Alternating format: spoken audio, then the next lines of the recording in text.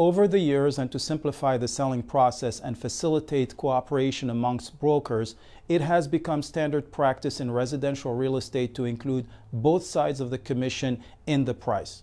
As a result, in most cases, the buyers don't have to pay separately for their buyer's agent services because their commission is already pre-allocated from the final purchase price by the seller and disclosed to your buyer's agent before they even show you the home. My question to you at this point is, if your buyer's agent is getting paid for services rendered to you from the price you pay for the property, aren't you actually paying for the commission? I would say yes, definitely. But there is an even more compelling argument that proves buyers pay the commission too. Let me ask you a question. Have you ever been a seller at one point in your life? I am going to guess yes. So here's another question. What was the most important thing to you as a seller? Getting the highest price regardless of the expenses, or net the most after all expenses were paid? Of course, the answer is that as a seller, you always want to net the most. I'm going to illustrate this using the same example as before. So in the prior example, we saw that the seller netted $485,000 after paying the listing agent $15,000. Now let's see what happens if we made the seller pay the listing agent and the buyer's agent commissions.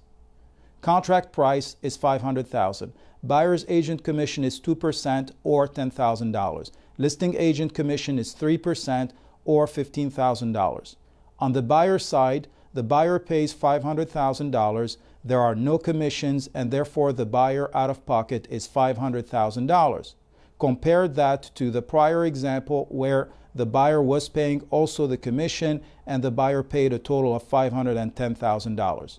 On the seller side, the seller receives $500,000 less $15,000 for the listing agent commission, less the $10,000 buyer's agent commission. So the new net to the seller is $475,000. Compare that to the prior example where the seller netted $485,000. If you were the seller, would you be happy with this new arrangement where you net less for the same price while the buyer pays less? Of course, you would not be happy as the seller unless the price went up to compensate you for the extra commission you are paying. I hope you understand now that because rational sellers always think in terms of net, the price you pay as a buyer has to cover both commissions and still net what is acceptable to the seller. Therefore, as a buyer, you are also paying the commission. Don't let another agent fool you into believing you don't pay any commission.